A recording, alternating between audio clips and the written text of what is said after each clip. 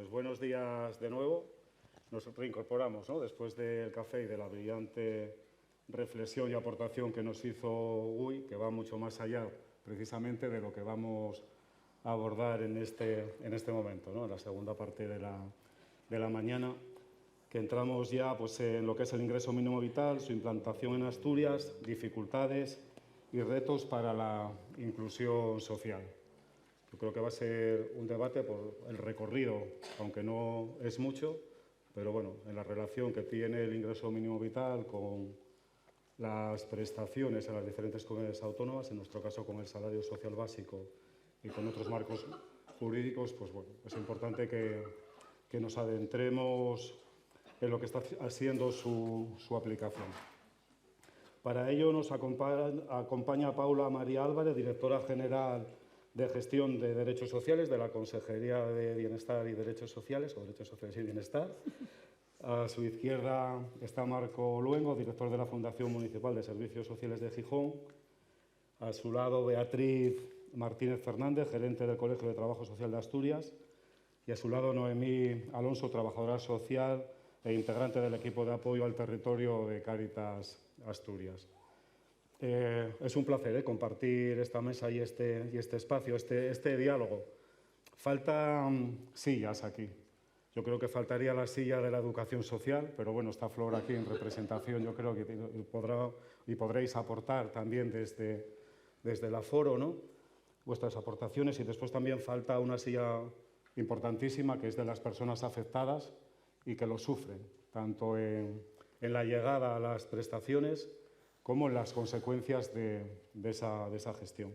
Recientemente presentamos el AROPE, ¿no?, el Informe de Pobreza y Exclusión Social en el Estado español, el 17, coincidiendo con el Día Mundial contra la Pobreza y la Exclusión Social, y el otro día aquí en el Principado de Asturias, y los datos siguen siendo alarmantes, ¿no?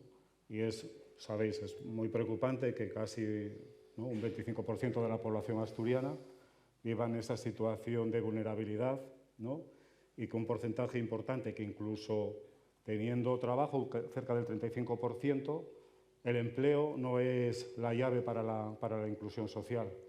Y está demostrado también, por lo que estamos viendo las cifras, que lo que son las titulaciones académicas, ¿no?, o el pasar por los itinerarios formativos, llegar al éxito educativo y a la formación, no supone salir de las problemáticas de exclusión social. Y paradójicamente y contradictoriamente, el nivel de renta, a pesar de adquirir prestaciones económicas a través pues, del ingreso mínimo vital, salario social básico, no hace que se supere el umbral de la pobreza, de cara pues, a afrontar, como nos dijo el profesor, pues esas necesidades de la vida cotidiana que están mucho más que explicitadas, algunas de ellas, si se miden en el informe AROPE, en lo que es la privación material social severa, ¿no? Y en ese sentido, bueno, pues estas ayudas sí están suponiendo un colchón, así los indicadores en algunas comunidades autónomas supone que se está reduciendo, y en el caso de Asturias también, pero bueno, no deja de ser preocupante porque incluso dentro de la privación material social severa hay personas que están en una situación todavía muchísimo más difícil, como nos expone el informe FUESA de Cáritas, no todos los años, y así en el último informe, en el caso de Asturias, queda reflejado. Son cuestiones que, bueno, nos vamos ahora a meter y quizá nos vamos a enredar, creo, en lo que es en este debate, ¿no? Yo creo que tenemos que entender el debate desde la posibilidad de mejora y siendo muy conscientes de las consecuencias que conlleva la aplicación y la gestión. El IMV, además, fue un colchón importantísimo durante pospandemia y todo lo que supuso la aplicación y la tramitación acelerada por la situación de urgencia y de respuesta, conjunto con otros componentes que supusieran pues, el combatir, ¿no?, las consecuencias del COVID, pues conllevó a muchísimos problemas en su llegada, ¿no? Y en ese sentido, bueno, pues tenemos experiencias y esa combinación y confluencia y relación desde una administración autonómica, ¿no?, que sí se preocupa desde un punto de vista integral, desde los ayuntamientos, desde la propia consejería y con alianzas con el tercer sector, se preocupan de ese acompañamiento, de esa posibilidad de facilitar el acceso a los recursos de las personas con una situación más difícil, pero después tenemos, y no lo dije antes, pero claro, faltaría un sillón aquí, no una silla, para la seguridad social, para que responda también y podamos interlocutar con la... podamos interlocutar, porque ahí sí fracasa. Es la parte administrativa, pero le falta muchísimo el componente social, el componente de atender a las personas partiendo de sus necesidades, con su nombre y apellidos. Entonces, bueno, en ese sentido, la labor que hemos hecho de forma coordinada, intentamos responder desde diferentes ámbitos, sobre todo el tercer sector por la aproximación. No me extiendo más y vamos entonces ya a iniciar ese diálogo con la primera parte que ha supuesto la aplicación del ingreso mínimo vital en esa relación con el salario social básico y también desde los dos ámbitos, ¿no? La administración autonómica y la administración local. Entonces, Paula, cuando quieras. Bueno, buenos días a todos, muchas gracias, ¿no? Agradecer a EAPN por, bueno, pues esta oportunidad de encuentro, ¿no? Yo creo que es importante hablar, compartir visiones, ¿no? El otro día, lo que comentaba, ¿no?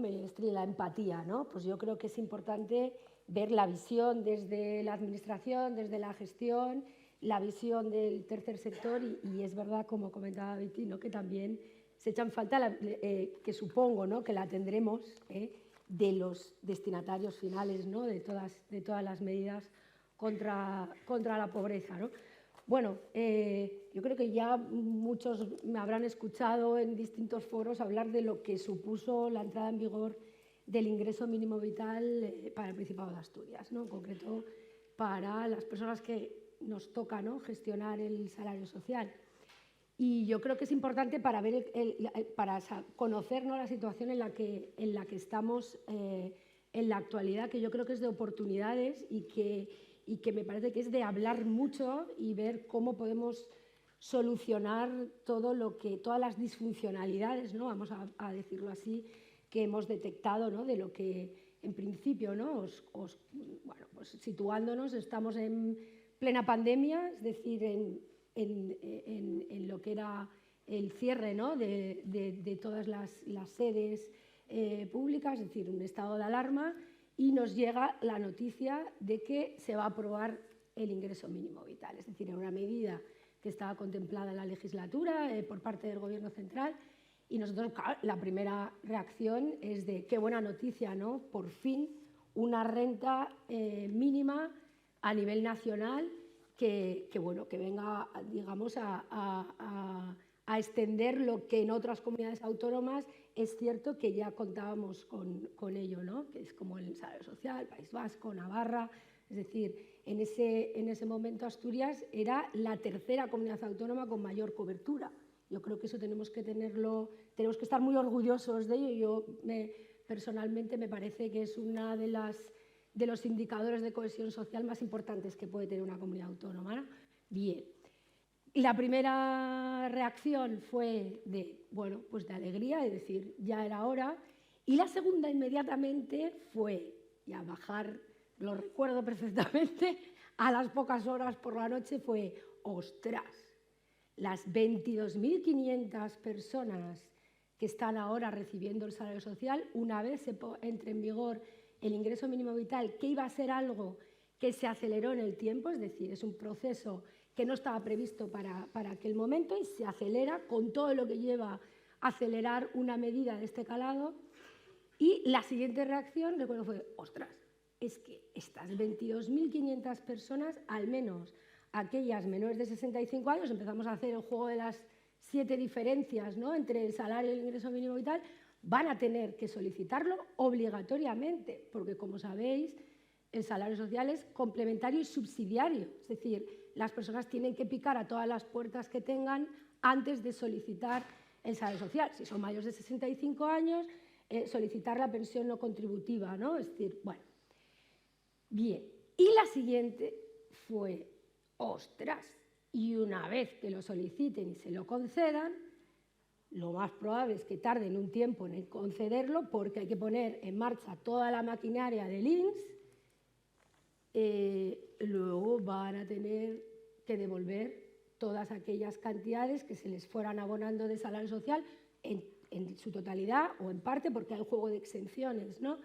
Entonces ahí inmediatamente dijimos, oye, antes de aprobarlo, por favor, veamos si somos capaces de articular un sistema de pasarelas, ¿no? Es decir, son dos rentas que están destinadas al mismo fin y, por lo tanto, bueno, bien.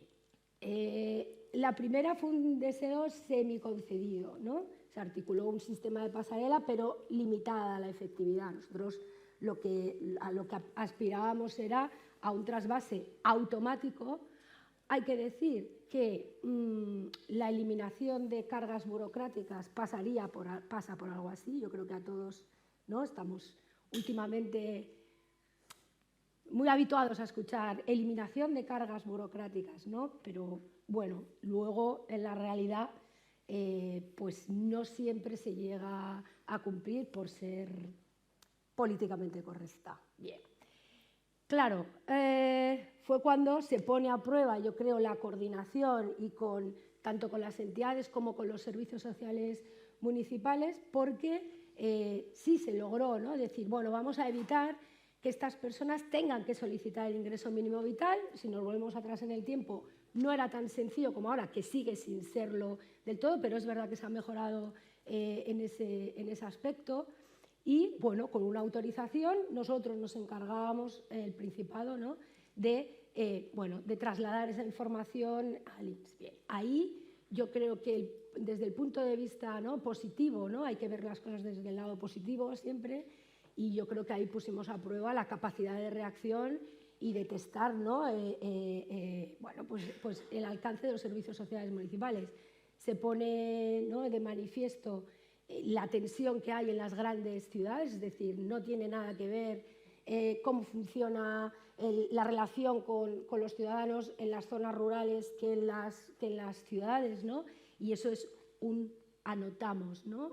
Se anota esa tensión que hay evidente en los servicios sociales municipales al respecto. Bien, se consigue, ¿no?, recabar todo esto de 8.000, cerca de 9.000 titulares, es decir, que ya habían evitado con eso tener que pasar por la solicitud del ingreso mínimo vital con las sedes del INPS cerradas y que solo era vía online, ¿no?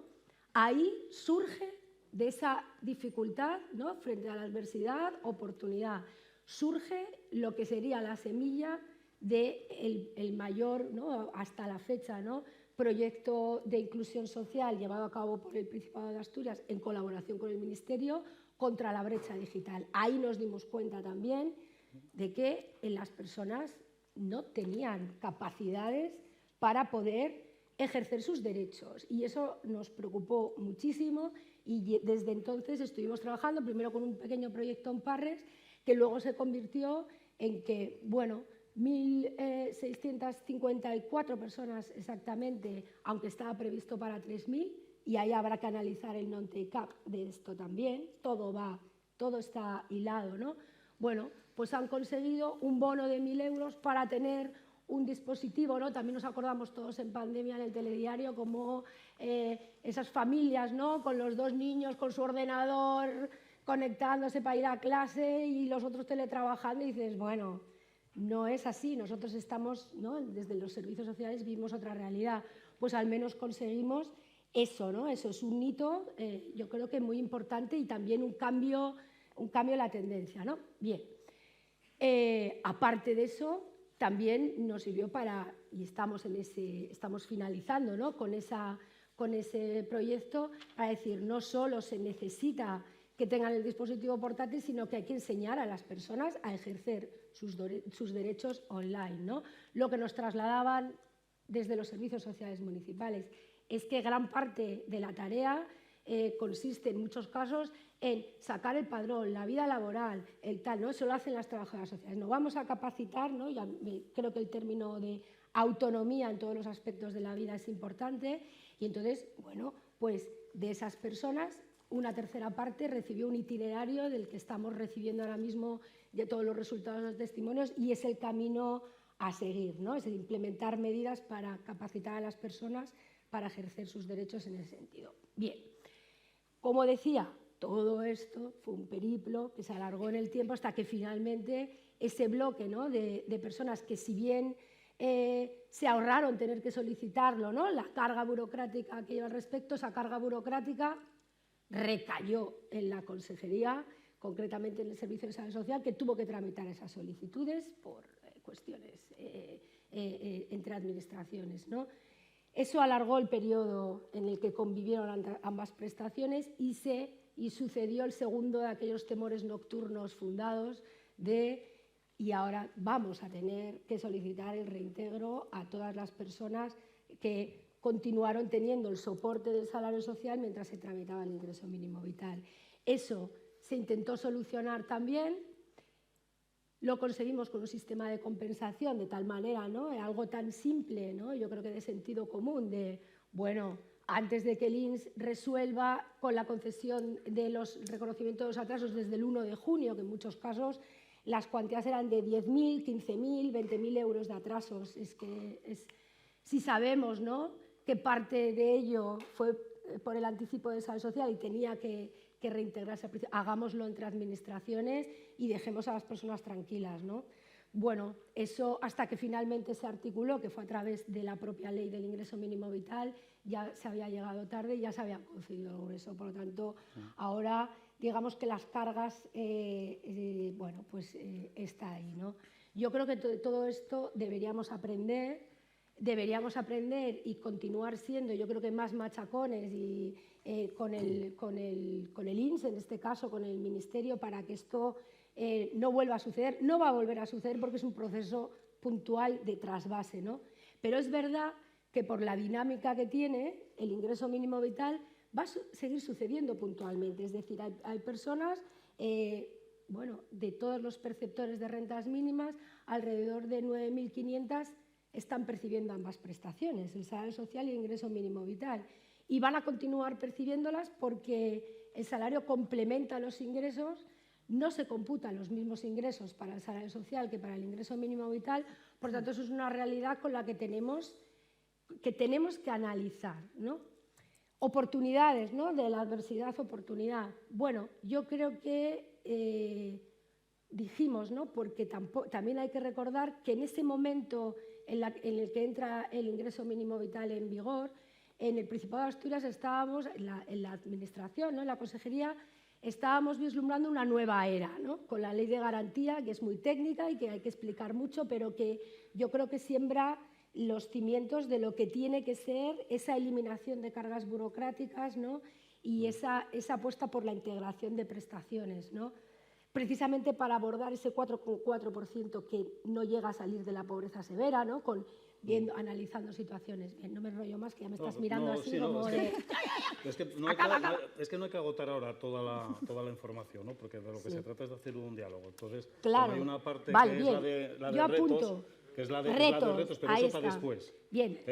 Los retos son el desarrollo del Sí, salario. pues después, si te parece, nos paramos en Perfecto. ello. Vas a tener más oportunidad de debatir y de exponer y de dialogar, que es de lo que se trata, porque en el formato que también queremos es dejar la media hora para que podamos también desde el público, ¿no?, lanzar reflexiones. Entonces, Marco, desde el ámbito local, ¿cómo fue la aplicación del ingreso mínimo vital? ¿Cómo tuviste que gestionarlo? Además, tú tienes una visión también no solo de Gijón, sino con una mayor dimensión de los municipios. Entonces, yo ahí, bueno, en primer lugar, nada, pues encantado de estar aquí y agradecer a EPN la invitación al Ayuntamiento de Gijón, ¿no? Y ahí, yo como tenía un poco de miedo que nos repitiéramos, porque al final los problemas que hubo los vivimos todos o los compartimos todos, ¿no? Sí que me gustaría como levantar un poquitín la cabeza con el ingreso mínimo vital, ¿no?, y especialmente desde la perspectiva de los ayuntamientos, ¿no?, desde cómo lo ven los ayuntamientos, ¿no? Y en ese sentido, ya levanto la cabeza con el tema del ingreso mínimo vital, ¿no? ¿Cuál es el papel de los ayuntamientos que podemos tener en el ingreso mínimo vital, ¿no? Y sí me gustaría compartir con vosotros como unos principios que a veces en la teoría los tenemos claros, pero luego en la práctica nos complica. Y si los tenemos claros o podemos debatir sobre ellos, también nos puede ayudar hacia dónde tenemos que ir, ¿no? En primer lugar, con respecto al papel de los ayuntamientos, yo siempre tengo claro como dos cuestiones, ¿no?, que no debemos de olvidar, con el ingreso mínimo vital y con otras cosas, que es el tema de la complementariedad y el tema de las competencias, ¿no? Yo no he estado no tuve la suerte de estar en la presentación anterior, pero bueno, por las cosas que me cuentan, que me han dicho, por lo que yo también he ido leyendo y que veré la grabación, ¿no? Pero esto de dedicarnos todos a hacer lo mismo y un poquitín cada uno el que pueda, yo creo que es no sé, lo voy a resumir mucho porque tenemos poco tiempo, ¿no? Pero es un poco eficiente, ¿no? Y un poco desastrosa, ¿no? Entonces, es una de las cosas que yo creo que con ingreso mínimo vital y con todo es, no hay que hacer lo que podamos, sino hay que ver qué tiene que hacer cada uno y cómo nos complementamos, ¿no? Para eso está también el tema de las competencias, ¿no? Cuando hablamos de las administraciones, ¿no? Que vuelve a ocurrir lo mismo, es cada uno en su territorio intenta hacer lo que puede y todo el mundo hace de todo en vez de centrarse en hacer lo que tiene que hacer, ¿no? Y eso creo que no es muy eficiente, ¿no? Levanto un poco más la cabeza sobre eso, ¿no? Para poneros un ejemplo donde se incorpora el ingreso mínimo vital, ¿no? Es algo que todas las personas que estamos aquí, pues más o menos somos conscientes y sabemos, ¿no? Bueno, ¿qué cosas son más necesarias que tenemos que aportar las administraciones para personas que están en un proceso de exclusión o de riesgo de exclusión, ¿no? Pues decimos, bueno, pues unos ingresos económicos mínimos, vale, una de las cuestiones básicas que tenemos que aportar, ¿no? Después, bueno, aquellas personas que se encuentren en disposición, un proceso de acompañamiento formativo, un proceso de acompañamiento laboral, un apoyo para el trabajo, ¿no? ¿Qué más necesitan estas personas? La tercera cosa que yo apunté, ¿no? Pues lo que nosotros llamamos el acompañamiento social clásicamente entendido, ¿no? Y los apoyos en los cuidados, ¿no? Que es todas las dificultades que pueden tener las personas en su vida o en sus relaciones para poder ser más autónomos o para poder formarse o para tener una vida más digna. Todo lo que tiene que ver con la crianza, todo lo que tiene que ver con las relaciones, todo lo que tiene que ver con la autonomía y las dificultades de discapacidad, trastorno mental, papapín, muchas cosas que están ahí detrás, ¿no? De que las personas no puedan, digamos que ser más autónomas, ¿no? Esa es la tercera pata, ¿no? Y la cuarta pata, me vais a permitir, en el caso de las familias que tienen menores, es la pata de la promoción educativa, ¿no? Que es otro tema que a mí no me deja de espantar continuamente cada vez que analizamos cuestiones como el asentismo escolar, como tal, ¿no? Que dices tú, bueno, ¿cómo se va heredando estas cuestiones, ¿no? Y eso, pues, es otra de las patas que yo creo que es importante para trabajar el tema de la vulnerabilidad o de las personas en riesgo de vulnerabilidad, ¿no? Y esas cuatro patas, ¿qué sensación yo tengo, no? Pues yo tengo la sensación que en la medida en que la administración general, que tarda más, la autonómica tarda menos, está más cercana, ¿no? Pero que en la medida que se van resolviendo y avanzando en esas cosas, los servicios sociales municipales y las entidades han intentado o intentan lidiar, y yo digo de muy mala manera, con las cuatro patas, ¿no? O sea, hay que decir que los servicios sociales municipales o las entidades estamos dando ayudas económicas para las personas. La trabajadora social hace el PEPIS con la persona y aborda los temas formativos, los temas laborales, ¿no?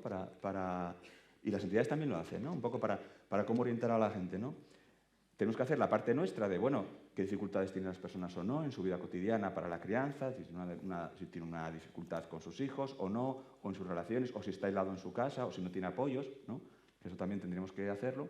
Y los servicios sociales y las entidades, pues damos clases particulares a los niños y a las niñas de familias más vulnerables que tienen dificultades, ¿no? Entonces, eso es un problema, ¿no? Yo creo que eso es uno de los problemas que yo veo, que lo relaciono con lo del principio, ¿no? De qué es lo que cada uno tiene que aportar, y no se trata de que cada uno haga lo que pueda, sino que tengamos claro qué es lo que cada uno tiene un plus para aportar y avance ahí, ¿no? ¿Hacia dónde debemos avanzar en este sentido? ¿Incluye el ingreso mínimo vital? Pues yo entiendo que tenemos que avanzar si realmente creemos en avanzar hacia una cuestión de derechos, si realmente creemos que debemos avanzar hacia una cuestión de poner un poco de orden en nuestras competencias administrativas, ¿no? Y si realmente creemos en avanzar en la profesionalización de las cosas, que yo creo que tenemos que ir hacia ahí, pues tenemos que tener muy claro el ir como separando y definiendo las funciones que cada parte tiene que hacer, ¿no? Esa es la sensación que tengo, ¿no? En ese sentido, claro, ya hace años el salario social fue como ver la luz, ¿no?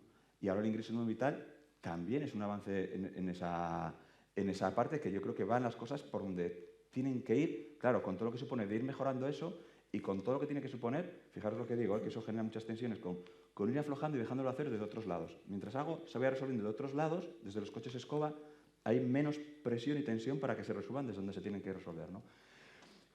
Pero vamos avanzando ahí. También vamos avanzando, yo por centrar en uno de los 4 puntos que dije antes, ¿no? Con el tema de la formación y el empleo, pues yo creo que en Asturias hay como una tendencia, a nivel de Europa hay una tendencia, y en Asturias con el proyecto Seitu yo creo que fue como un intento de avanzar ahí, ¿no? Que es, vamos a ver si profesionalizamos el acompañamiento laboral y formativo de las personas más vulnerables, y que profesionalizamos porque lo hagan personas que saben de empleo y que son especialistas en empleo y en formación, ¿no? Entonces, está la experiencia Seitu, que seguramente ya, evidentemente, seguramente conocéis, ¿no?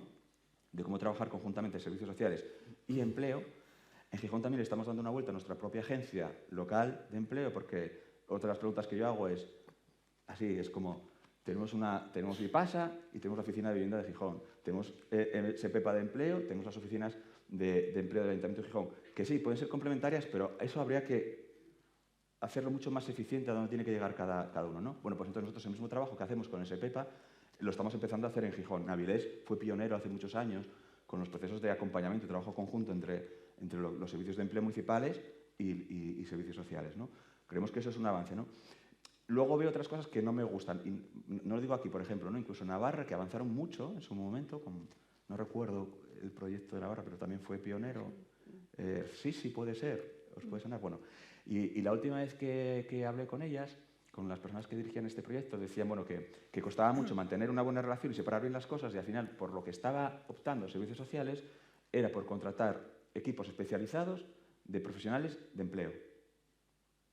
Bueno, pues eso es lo que yo creo que que tenemos que tener mucho cuidado, ¿no? Y eso uno también luego a la brecha digital que hablaremos, ¿no? Y respecto ya, muy brevemente, porque seguimos hablando, ¿no? Respecto al tránsito del salario social básico, eso no voy a entrar en los pormenores, porque yo creo que van a ir saliendo, pero evidentemente para nosotros es una cuestión muy positiva. Es decir, la valoración que tenemos de ello no puede ser positiva porque supone un avanzar en derechos, primero. Segundo, cuanto más centralizado esté, mejor, más garantizado, ¿no? No es el tema de la mesa tampoco, ni mucho menos, ¿no? Pero a veces el tema de las competencias de las comunidades autónomas, 17 comunidades autónomas, opinando, pensando, o una ley de servicios sociales que es imposible porque todo el mundo quiere aparentar o quiere plantear lo suyo, es complicadísimo. Yo todo lo que sea garantizar derechos hacia arriba, creo que es mejor eso que no 17, ¿no? rentas mínimas ahí, ¿no? Otra de las cuestiones que también a mí me parece positiva es empezar a separar ese derecho del acompañamiento social, ¿no? Estos 4 pilares que hablábamos, ¿no? Empezar a separarlo, y no porque no sean importantes, sino porque entonces habrá que dedicarse cada uno muy bien a lo que tiene que dedicarse, ¿no? Respecto a las dificultades, bueno, no voy a entrar, o sea, en el tema de que decíamos, ¿no? De la falta de referentes, a veces de coordinación en todo el momento en el que se hizo.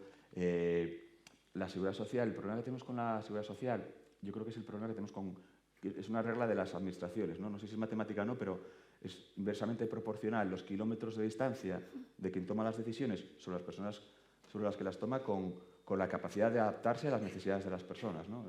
Y eso es inevitable, o sea, es inevitable. Entonces, yo creo que la mirada del ingreso mínimo vital ha estado puesto en la parte de tramitación, en la parte de la prestación, y no ha estado puesta o no se ha cuidado suficiente la parte del acceso a ello, la parte de la accesibilidad, la parte de que, bueno, toda esa parte, ¿no? Es decir, daros cuenta cómo fue incluso con lo del teletrabajo, ¿no? que es como llamativo, pero es así, ¿no? Es mi sensación que cuando empezó el teletrabajo con el COVID, cuando se quita el teletrabajo, primero lo quitan las administraciones, bueno, primero yo creo que lo quitan las entidades, después lo quitan las administraciones locales, lo quita el Principado y todavía en la Seguridad Social, no sé ahora, la verdad es que no sé, pero hasta hace poco ya sin cita previa no te atendían, ¿no?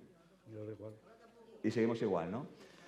Entonces, bueno, para que me entendáis, ¿no? Entonces yo creo que si no atendemos sin cita previa, si la gente se tiene que buscar la vida con la solicitud, si todo esto, ¿no? Es un problema. Y yo adelanto, ¿no? Respecto al tercer punto, ¿no? ¿Y qué solucionamos? Bueno, pues ya los servicios sociales y ya las entidades, que vaya la gente, que ya les explicamos cómo tienen que hacerlo, ¿no? Que es una de las cosas que yo creo que es un error, ¿no? O sea, es un error, no para las personas concretas, que evidentemente hay que hacerlo, ¿no? Sino es un error de estrategia. Y me callo un momento. No, muy bien. No, muchas gracias por tu reflexión. Sí. Yo creo que además después vamos a retomar, ¿no? Paula planteaba pues una situación, cómo se va a responder a esos requerimientos que llegan a las personas, tanto desde la Consejería como desde la Seguridad Social, por cobros indebidos y que penaliza, ¿no? Y estábamos en un momento, bueno, que está suponiendo un gran problema para quienes lo lo están sufriendo, ¿no? Porque incluso les niega la posibilidad de acceder a otros recursos, ¿no? de apoyo a su situación, y entonces ahora mismo hay un bloqueo, ¿no? Por otro lado, tú planteas, bueno, también en el marco de los derechos que habéis planteado los dos, y tenemos una ley de garantía de derechos y prestaciones vitales en el Principado de Asturias, que después también podemos hablar sobre ello, ¿no? Y el tema relacionado con la activación, ¿no? Que se propone la inclusión o salir de esas situaciones a través de la inclusión laboral, ¿no? Y ahí como se plantea también la relación de los dos sistemas de protección, el de los derechos o servicios sociales y el de empleo, ¿no? Además, el pilar social desde Europa ya desde el 2017 se plantea que debe de haber un modelo y una coordinación en cada país miembro de los sistemas de empleo y servicios sociales, y en ese sentido pues se ha avanzado poco todavía, ¿no? Aunque hablabais de alguna experiencia, de buenas prácticas y demás, ¿no?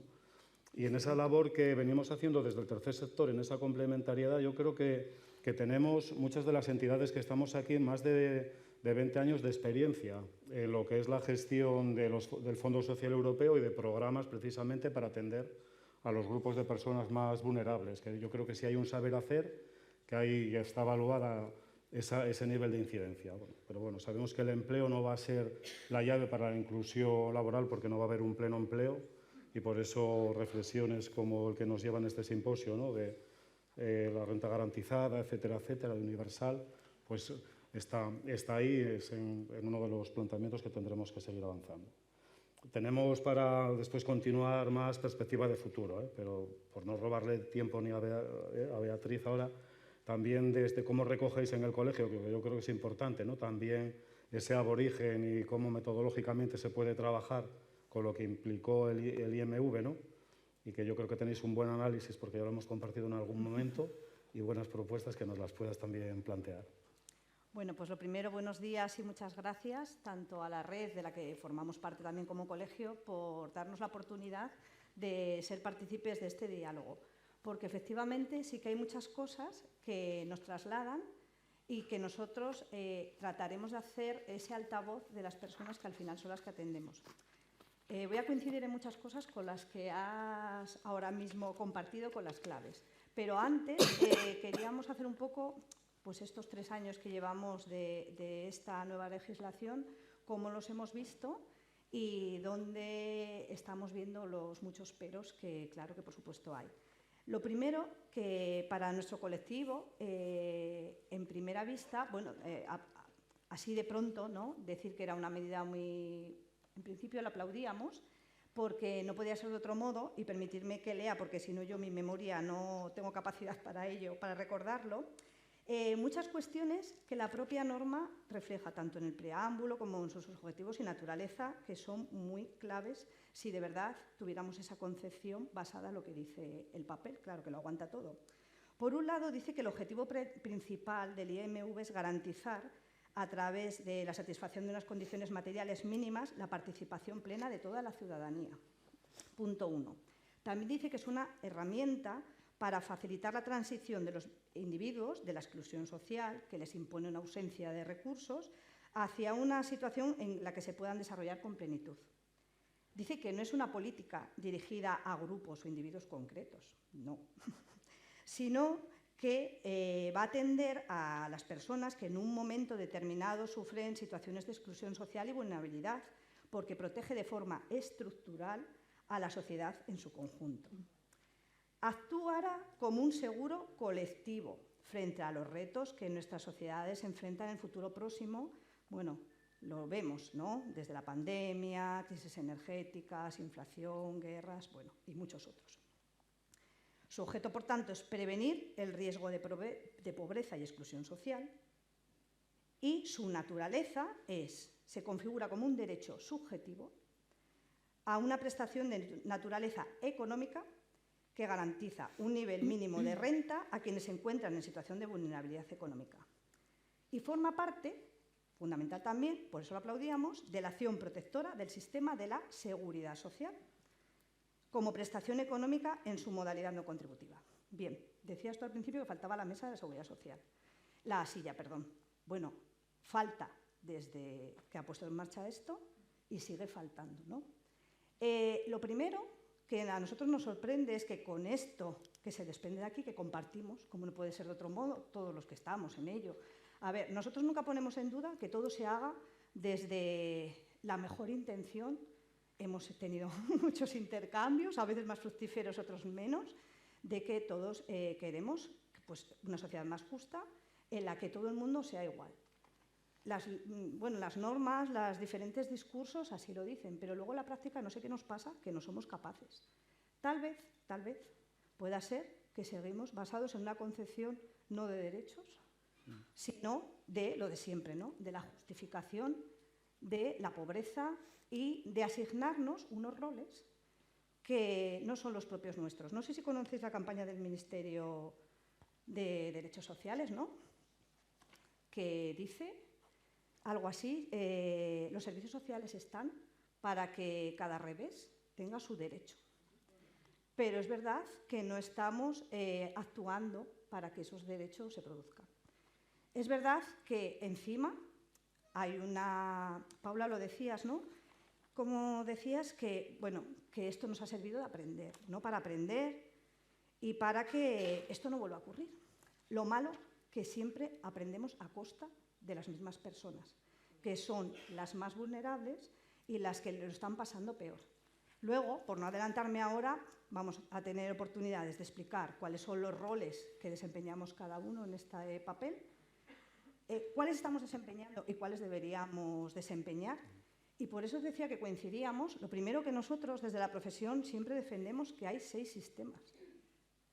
El sistema de empleo, el sistema de salud, educación, vivienda, no vivienda y servicios sociales, no vivienda, rentas y servicios sociales.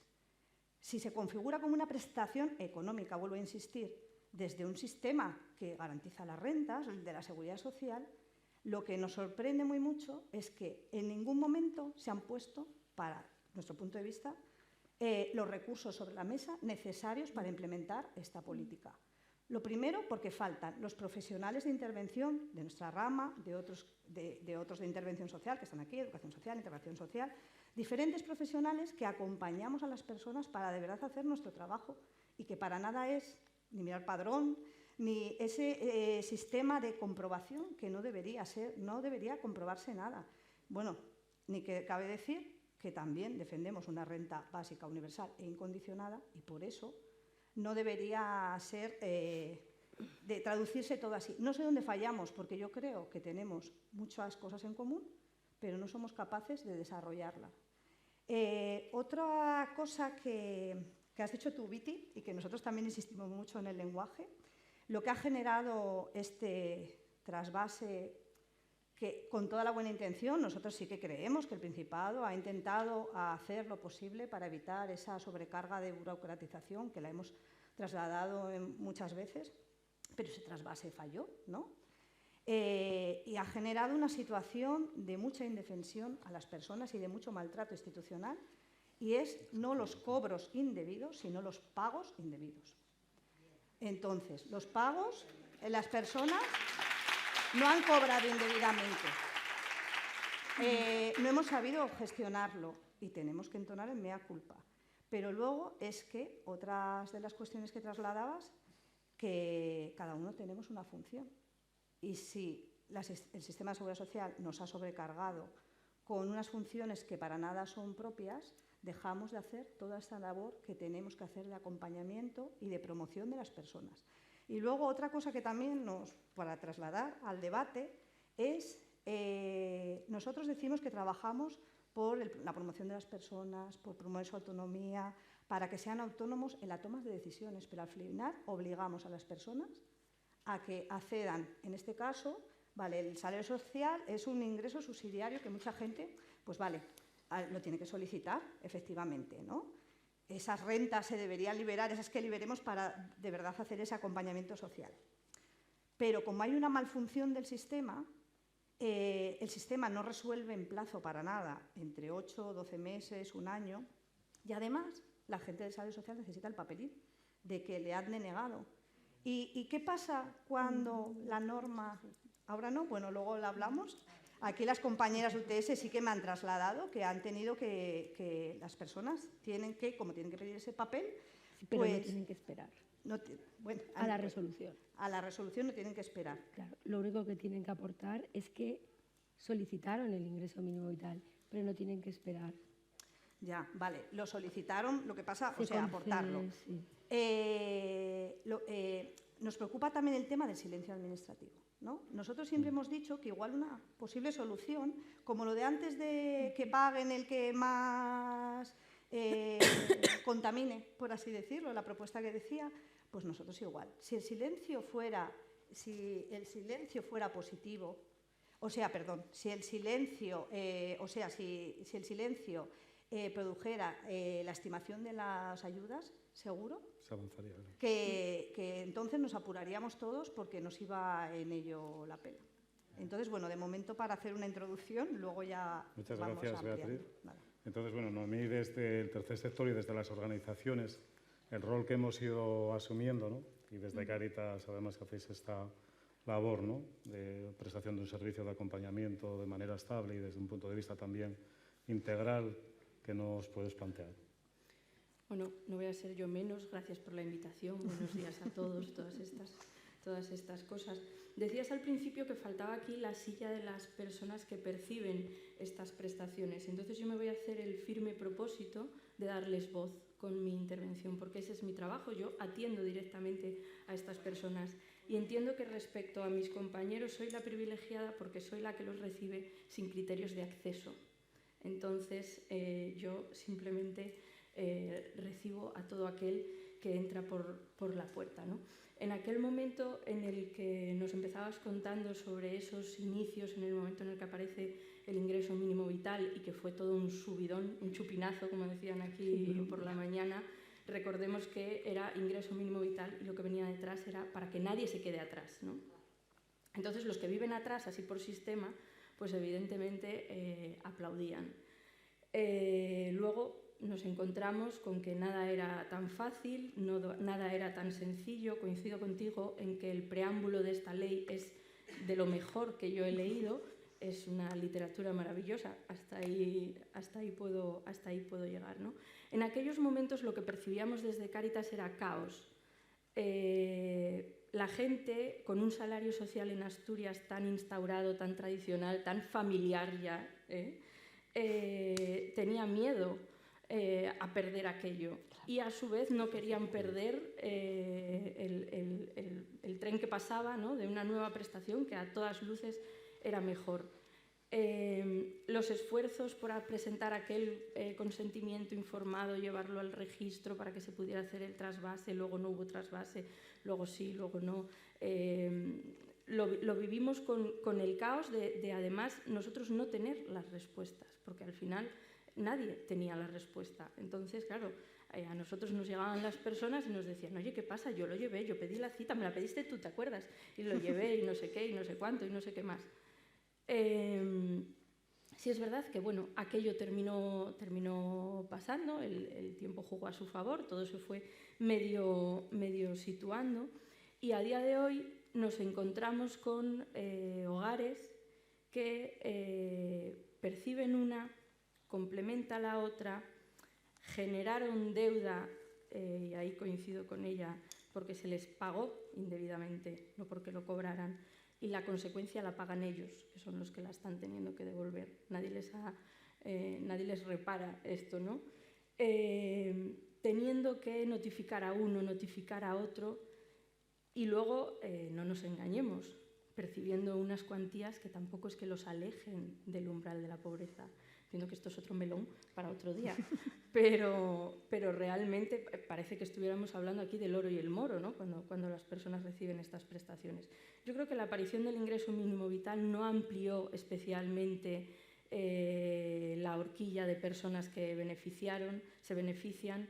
Sí es verdad que hay un criterio de ingreso mínimo vital que es la gran losa, que es esa manera de cuantificar la capacidad económica de un hogar, que no es así en el caso de salario social, pero no ha supuesto que haya muchas más personas cobrando ingreso mínimo vital que no podían acceder a salario social, ¿no? Sí es verdad que a lo mejor salario social es un proceso relativamente más acompañado desde las UTS y que el ingreso mínimo vital tiene unas dificultades de acceso en la línea de la brecha digital, el desconocimiento y todas estas cosas, pero realmente no ha supuesto un gran impacto, ¿no?, para estas personas que a día de hoy pues eso, siguen moviéndose en muchos casos en el desconocimiento por parte de quién están cobrando, qué es lo que están cobrando, por qué entra salario, por qué salario me dice que sí que me complementa pero que me quita, ¿no? Todas estas cosas. Y yo creo que sobre todo el ingreso mínimo vital no es percibido por estas personas ni como la gran solución ni como el paraguas que verdaderamente los está protegiendo, y simplemente ahora tienen que, en vez de apañárselas con una administración, con dos, y tienen que ir culebreando entre lo uno y lo otro. Muchas gracias, Manu. En ese sentido, bueno, las entidades hemos hecho muchísimo acompañamiento en todo lo que ha sido la tramitación y precisamente el facilitar y poner los medios informáticos a disposición también de las personas, porque si no era imposible llegar a conseguir muchas de esas prestaciones, y esa labor informativa y de canal, a veces de mediación con los sistemas, ¿no?, con las administraciones públicas, ¿no?, en esa protección y después en la llegada, como digo, de las prestaciones económicas. Si os parece, podemos ir a una segunda vuelta, un poco el futuro, ¿no? Y el futuro, teniendo en cuenta lo que habéis planteado, son los derechos de las personas, y que están reconocidos pues, en la Constitución, a nivel autonómico ya en muchas comunidades se ha legislado también, ¿no?, para garantizar esos derechos, como es en el caso de Asturias.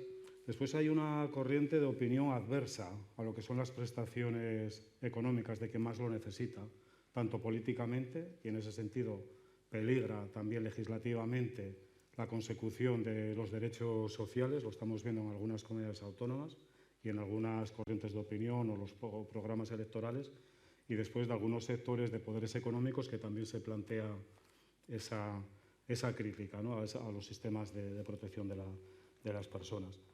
Y después, de cara también a lo que puede ser ese componente de inclusión sociolaboral a través de itinerarios de inserción sociolaboral o de acompañamiento, también por dónde deberíamos ir avanzando, ¿no? Yo creo que son las dos cuestiones, y también con propuestas también concretas, ¿no? Tenemos la suerte que hay una administración con competencias, que es la comunidad autónoma, ¿no? Es decir, ¿quién debe asumir las responsabilidades de los pagos indebidos? Vamos a utilizar ya el concepto, ¿no? ¿Quién debe asumir la responsabilidad? ¿Las personas o la administración, que fue el causante de esa situación, no fueron las personas, ¿no? Eso sería como una cuestión así como más clara de cara también a futuro, y de salir de ahora mismo de ese nudo, ¿no? Y también porque debemos dar una respuesta a las personas afectadas. Entonces, bueno, te paso la palabra otra vez, Paula. Así brevemente, aunque va a ser difícil, para después dejar ya tiempo, que si no, ya estamos comiendo un poco el tiempo del diálogo. Bueno, yo creo que la oportunidad que se presenta, en primer lugar, es que el escenario es diferente. Es decir, para nosotros tenemos más o menos estimado, ¿no?, como el número de perceptores base de salario social alrededor de en torno a los 10.000.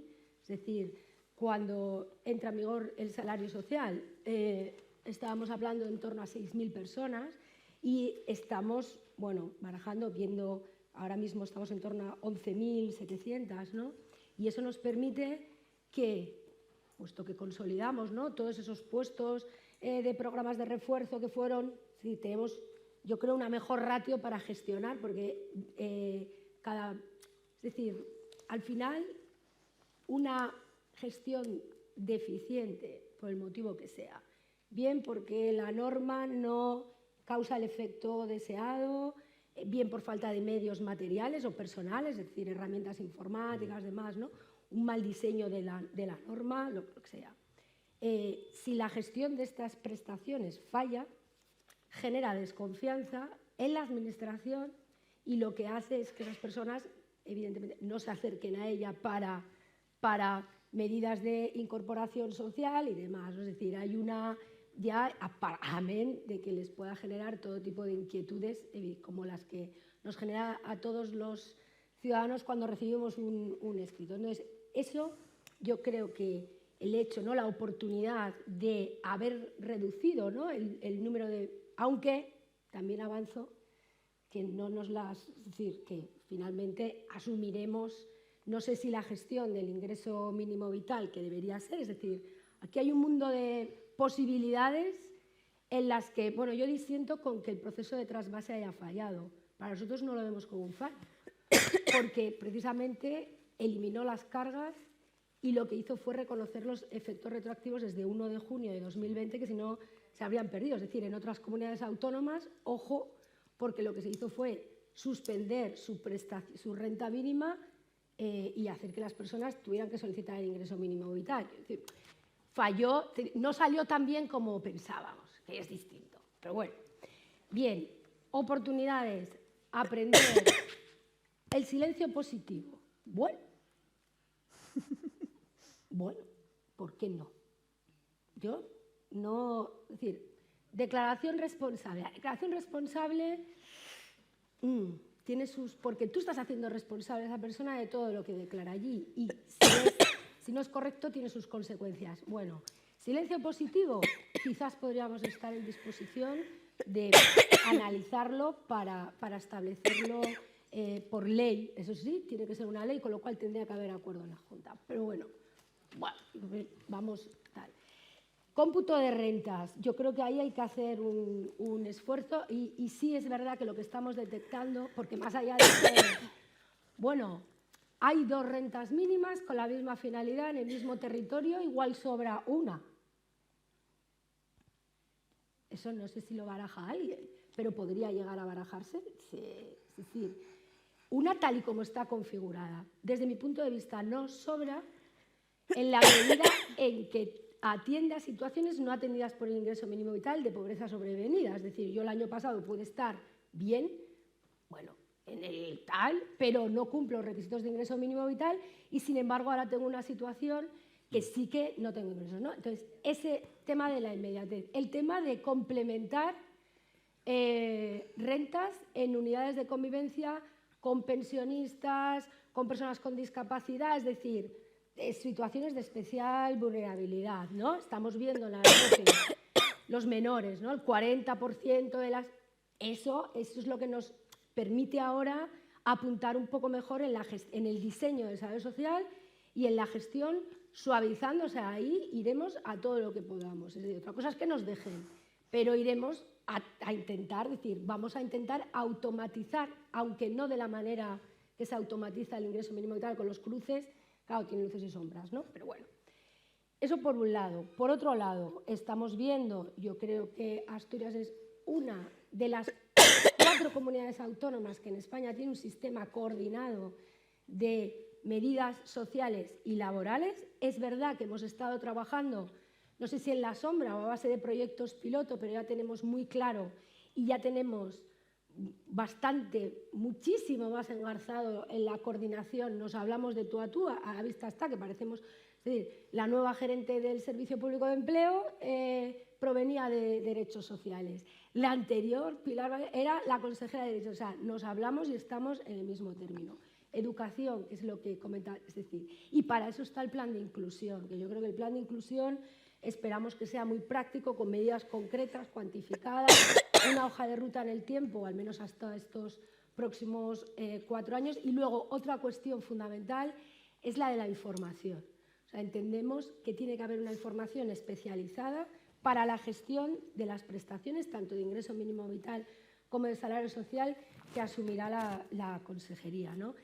Que continúe la tendencia de que los servicios sociales municipales efectúen sus funciones, las que tienen asignadas, ¿no? Hablando de lo que comentaba Marco, de cada administración una competencia. Bueno, eso también es lo que se persigue, ¿no?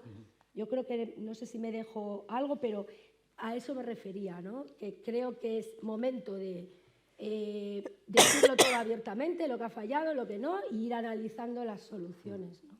Muchas gracias, Pablo. No sé si te entendí bien, y también por lo que salían medios, la pretensión del Gobierno del Principado de Asturias es gestionar el IMV, que hubiera una transferencia de la Seguridad Social. Sí, no, vamos a ver. Sí, si con ello evitamos, es decir, podemos integrar ambas, es decir, ¿vale? Yo no vi tan bien el sistema por el que optó el Ministerio de que fuera el INSS el que llevara la gestión del ingreso mínimo vital. Para mí el mejor sistema habría sido algo similar al sistema de dependencia, digo, de cómo coordinar, ¿no? Aquí el Estado decía, queremos garantizar a todas las personas con falta de recursos una renta, cosa que hay en algunas comunidades autónomas y en otras no. Lo mismo que sucedía con dependencia, un catálogo de servicios. ¿Cómo lo hacemos? Norma básica. En este caso lo gestionan ellos directamente. Podría haber sido de otra manera, es decir, haber financiado a las comunidades autónomas en función del número, haber puesto unos requisitos mínimos a cubrir y luego que cada comunidad autónoma ampliara, que es lo que está pasando en la práctica, solo que habría ahorrado el calvario por el que llevamos pasando en el caso de los ciudadanos. Por supuesto, no es comparable, ¿no?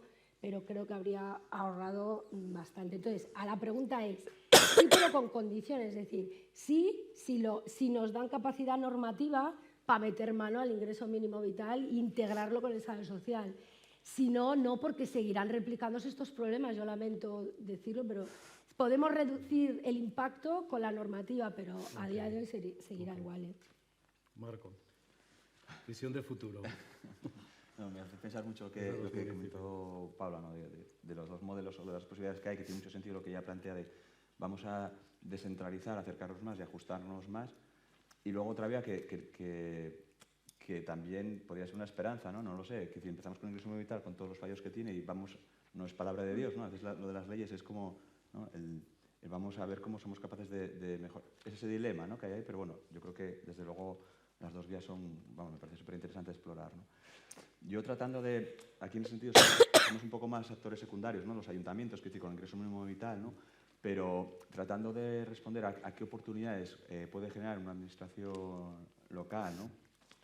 Por centrarme en las oportunidades que generan las personas, que ya habéis comentado que a veces las justas, aunque es un derecho, ¿no? Pero lo más evidente tiene que ver precisamente con que cuanto más se garanticen los ingresos económicos a las personas, más los servicios sociales se pueden centrar, ¿no? Como decíais, en hacer un trabajo de acompañamiento, ¿no?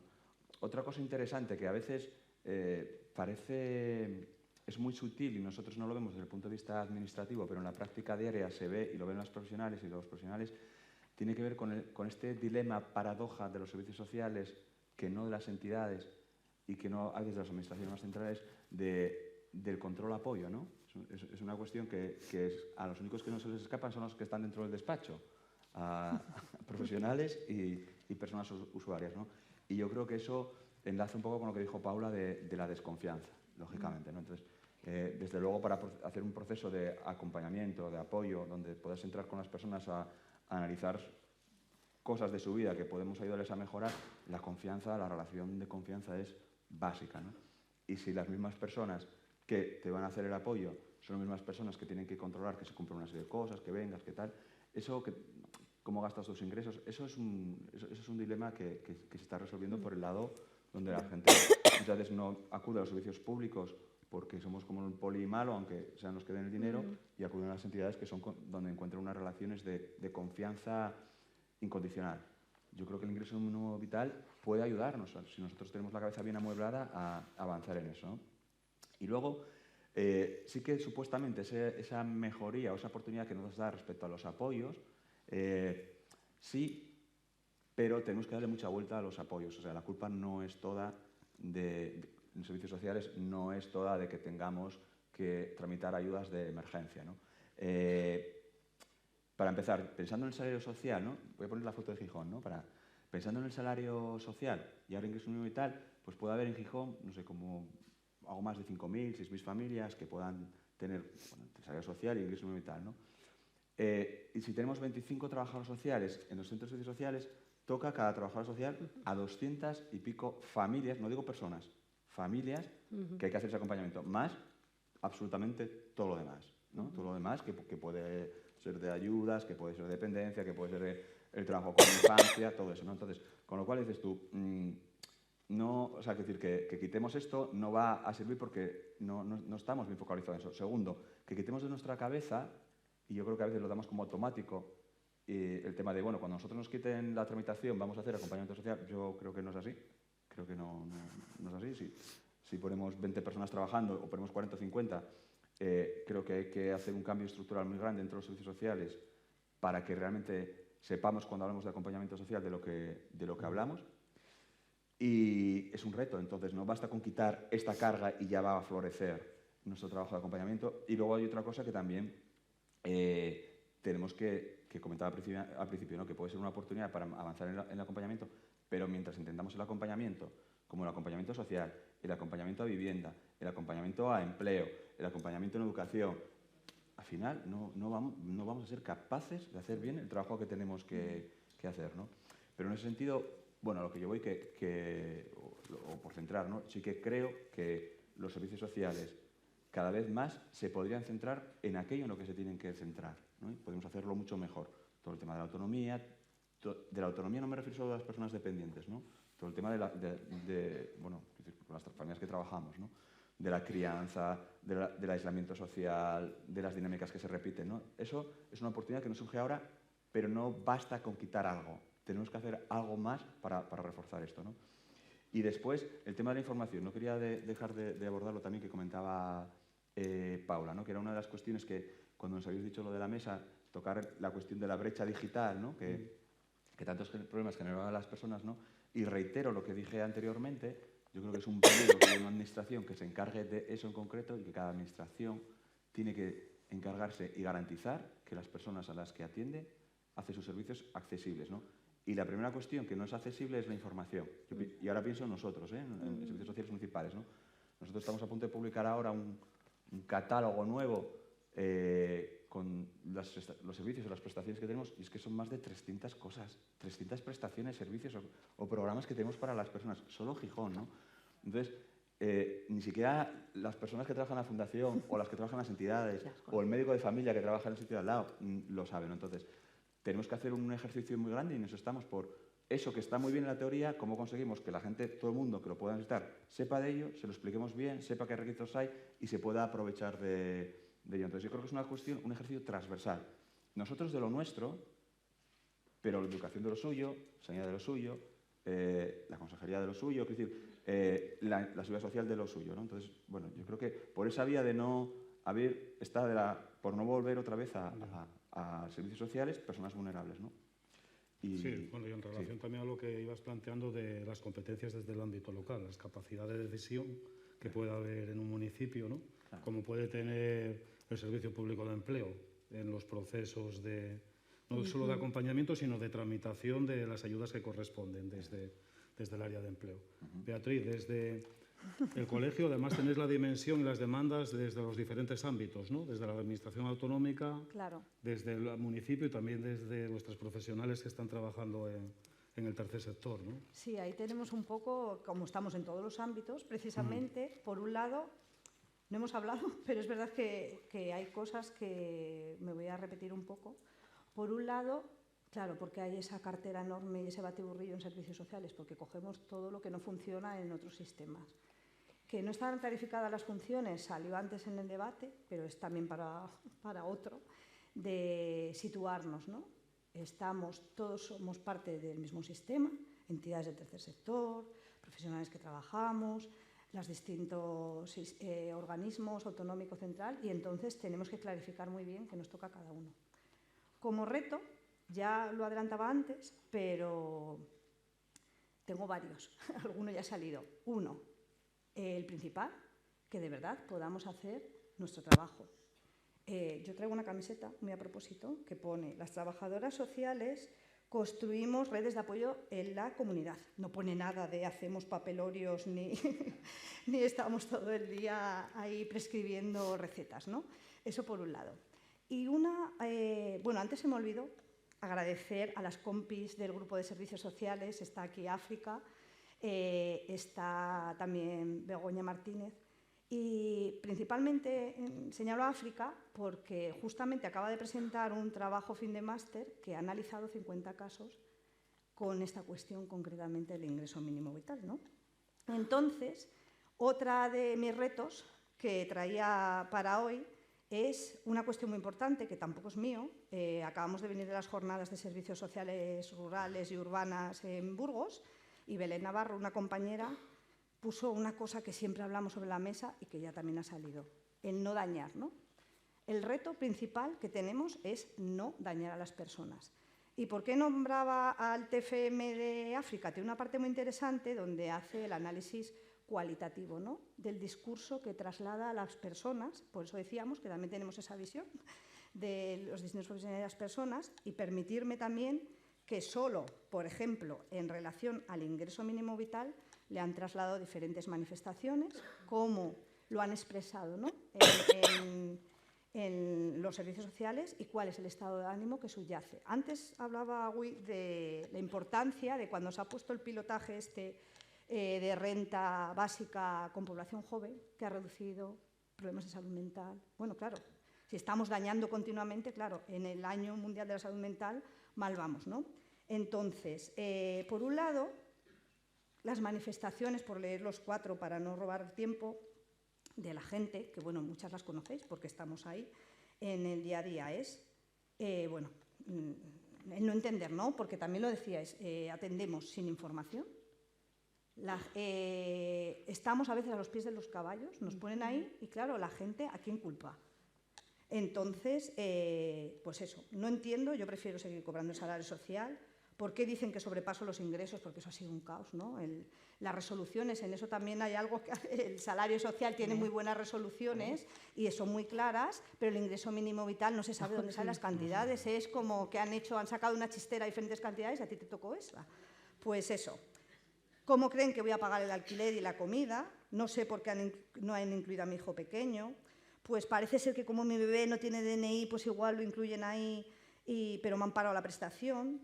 Los atrasos que me han pagado son míos. ¿Por qué los tengo que devolver? ¿Cómo voy a darme de alta en el paro si yo no puedo trabajar? ¿No ves mis piernas? Por ejemplo, eso es otra cosa que también hemos trasladado en diferentes ocasiones. No todo el mundo que percibe es empleable. Entonces, eso también hay que diferenciarlo, ¿no? Y bueno, estado de ánimo, pues angustia, nervios, la indefensión aprendida, la situación de desesperanza, de que ya la gente no ve un futuro, y eso es muy triste, ¿no? Y luego, ¿cómo reaccionan? Pues te tiran los papeles a la cara, te gritan, te insultan, que es un malestar y su enfado es que, claro, a ver, que no lo están trasladando con las personas adecuadas. Y luego, o sea, con las personas responsables, porque para nada es la situación que queremos generar. Y también, por el tema de las brechas digitales, otro reto que debemos plantearnos es, de verdad, hacer una empatía responsable o realmente ponernos a hacer las cosas, ¿no? No sé si habéis visto el nuevo aplicativo del ingreso mínimo vital, donde hay como un simulador de usted tiene o no tiene derecho al ingreso mínimo vital. Y yo digo, yo me voy a poner a ver si yo tengo derecho o no, a ver si entiendo algo. Solo ya acabo, ¿eh? Y una pregunta, una de ellas, pone: ¿alguno de los integrantes de la unidad de convivencia es beneficiario de alguna prestación de servicio residencial de carácter social, sanitario, sociosanitario? Lo tienes que leer varias veces y saber qué te está preguntando aquí. Otra pregunta. Durante el año pasado, ¿el valor neto de los bienes o propiedades de todas las personas que componen tu unidad de convivencia, excluyendo la vivienda habitual, fue de...? Y te pone unas franjas. A ver, de verdad, ¿alguien ha entendido de la sala? Mira que estamos de hacer estas cosas. Yo no sabría contestar a muchas cosas de estas. La solicitud tiene 19 hojas. Hablamos de brechas digitales, no porque demos un ordenador y capacitemos. Estamos todos en la misma, ni siquiera los que estamos en esto, ¿no? Pero pasa con muchas otras, que lo hemos hablado otras veces, con dependencia, con un montón de cosas. Estamos haciendo, el otro día también otro concepto que introducía Belén Navarro era la bunkerización de la administración. Es que es verdad, estamos haciéndola inaccesible totalmente y ese no creo que sea la tarea. Es el concepto de maltrato también. Maltrato institucional y vulnerabilidad administrativa, sí. y eso. Pero, entonces, mi reto, por favor, no dañar. Muy bien. Y dejarnos eso, que si somos policías nos está todo el rato situando en una posición que no vamos a poder hacer nuestro trabajo, ni mantener para nada la relación de ayuda y de acompañamiento que tenemos con las personas. Noemí, propuestas de mejora que ves desde las organizaciones. Le he visto el humo. Las fundamentales, sintetiza en... Voy a ello. Mira, yo diría, así como idea revolucionaria, que nos dejen a cada uno hacer nuestro trabajo y que no tengamos que hacer el trabajo que no hacen los demás.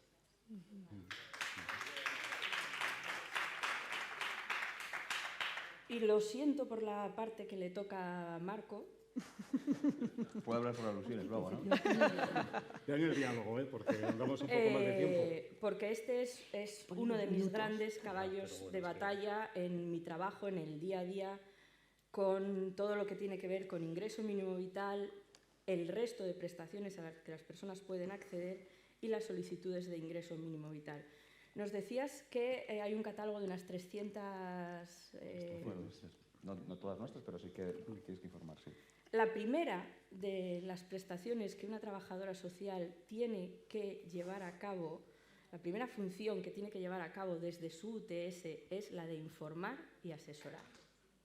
Claro. Eso se aprende aquí, en esta facultad. Me lo enseñaron, tercero creo que era. Es decir, no es una cosa así que haya ido surgiendo, está en la teoría de la profesión. Estoy harta de recibir a personas que vienen porque me dicen: en mi UTS, el administrativo de turno, no mi trabajadora social, que no voy a poder tramitar nada hasta que no traiga una solicitud de ingreso mínimo vital. Esa persona lleva escrito en la frente que no cumple los requisitos de ingreso mínimo vital. En cambio, si no presenta su solicitud, sí o sí le van a decir que no puede tramitar una ayuda de emergencia o salario social. Los criterios de ingreso mínimo vital son los que son y son relativamente sencillos: edad, ingresos, unidad de convivencia, etcétera, etcétera. ¿Hay que llamar a todas las puertas disponibles? Sí, a todas las disponibles. Es que hay personas para las que esta puerta todavía no está disponible. Entonces, ¿cuál es el reto? Ojalá pudiera yo, como entidad del tercer sector, dedicarme a todas esas funciones en la línea de mejorar la promoción de esa persona, colaborar en su itinerario, etcétera, etcétera. Pero no, me tengo que poner a gestionar ingresos mínimos vitales que sé que no van a ninguna parte y es una solicitud que entra en un sistema absolutamente colapsado y en el que un técnico se va a tener que parar a mirar esa solicitud que desde el minuto 1, en las entidades lo sabemos, ojalá y espero que en las UTS también, no iba a ninguna parte. Con lo cual, si partimos con que todos jugamos a lo mismo, todos sabemos cuál es el partido y cuáles son las normas, vamos a no contribuir a colapsar el sistema, vamos a contribuir a no dañar a las personas y vamos a ir agilizando las cosas. Para mí ese es el gran reto, que cada uno pueda asumir las responsabilidades que tiene dentro del lugar que ocupa y que no tengamos que andar, sobre todo yo evidentemente voy a hablar de mi libro, ¿no? Desde el tercer sector, poniendo manos continuamente a las vías de agua que no paran de abrirse cuando las administraciones no funcionan, tardan, no contestan y demás. Muchas gracias.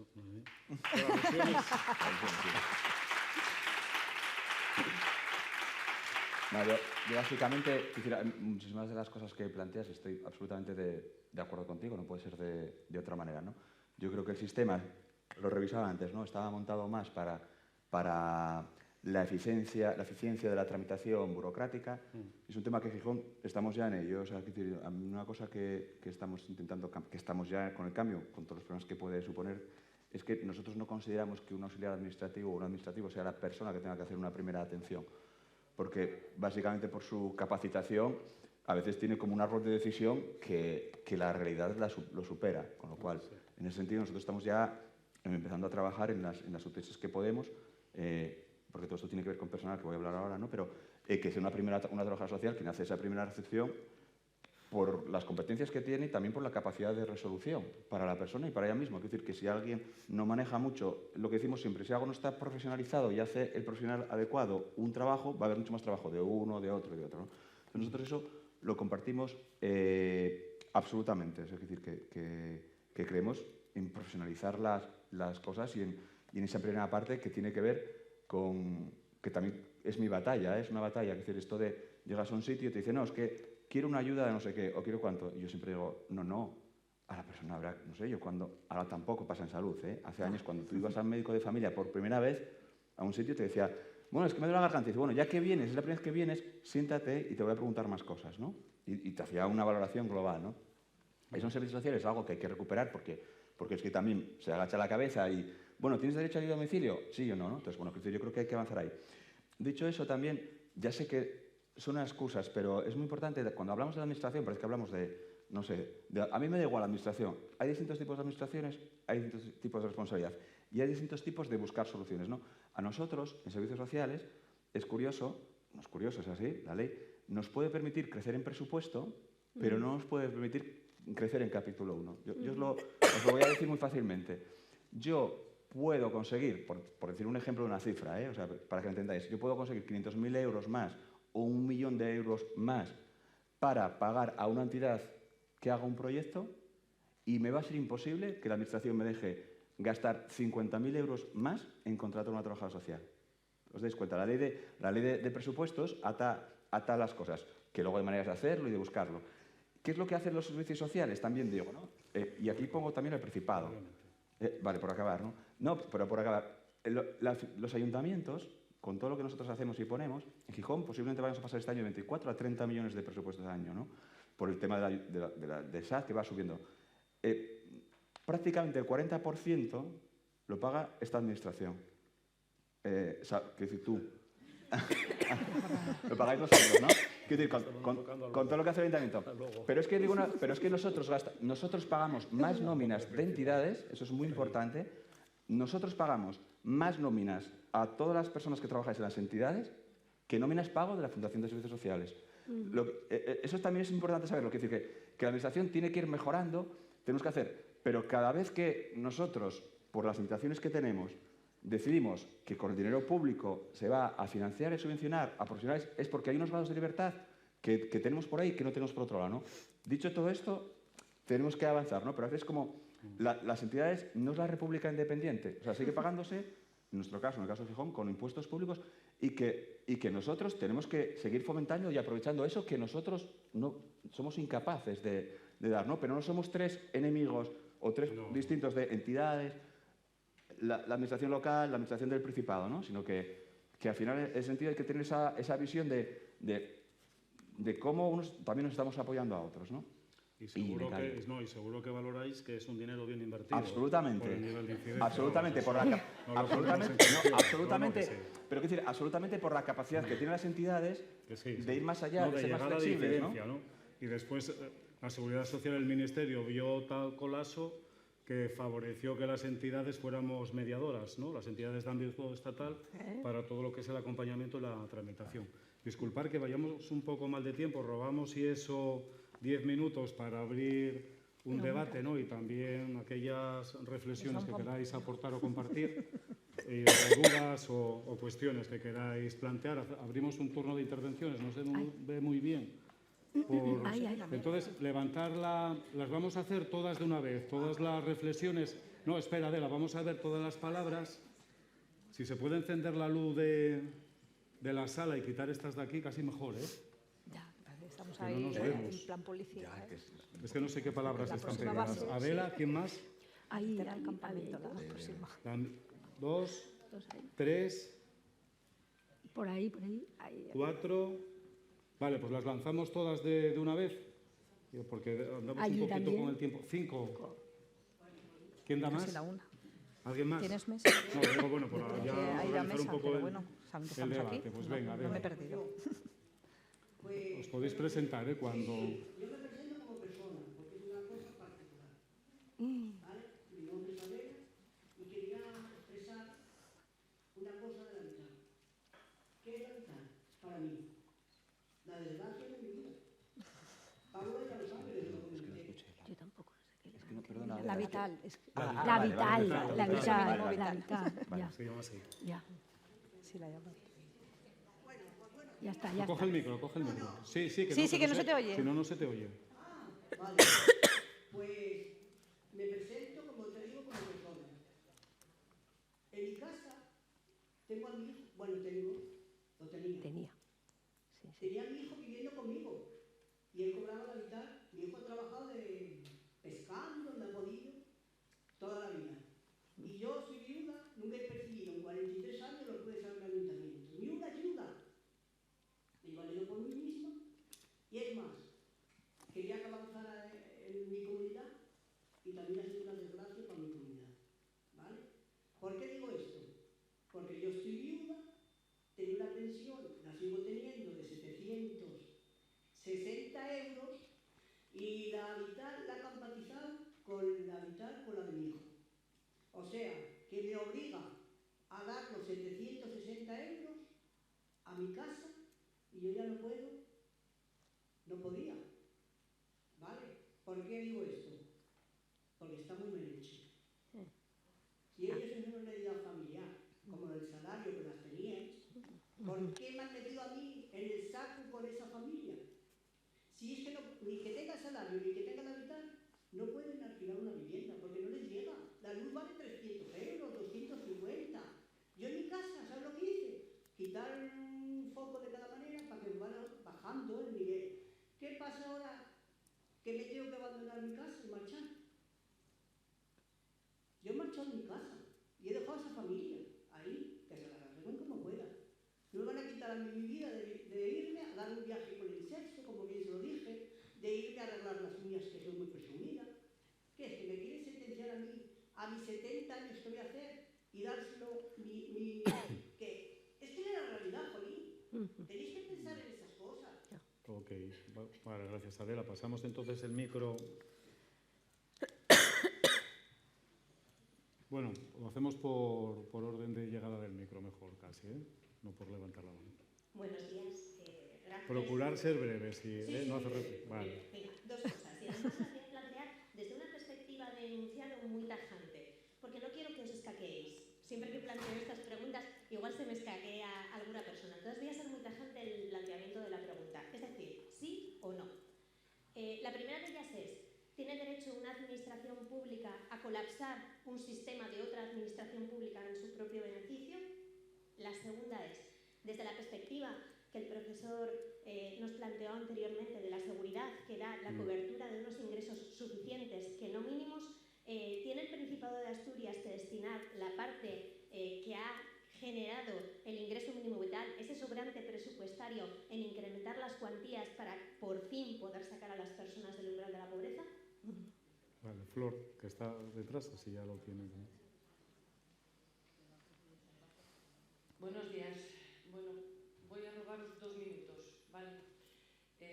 Colegio de Educación Social del Principado de Asturias, que algunos seguro que me conocéis. Ay, no la veo. Estamos en la Me grada. perdí. Vale, estamos en la grada. Y estamos en la grada quiere decir que estamos en el banquillo. Cuando queráis, entramos en el campo a jugar. Muchas veces estáis, ¿eh? Sí, estamos muchas veces.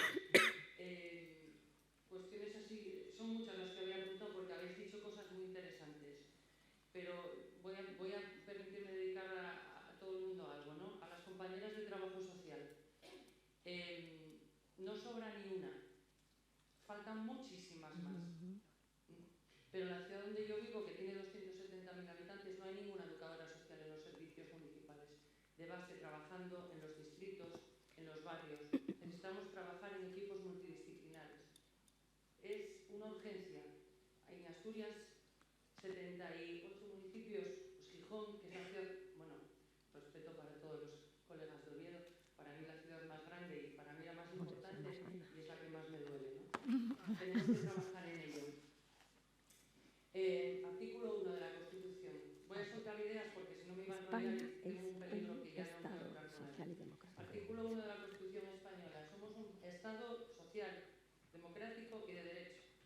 Siempre digo lo mismo. La primera palabra es social. No es un Estado democrático ni es un Estado de derecho democrático y social. Los padres de la Constitución decidieron que fuera un Estado social.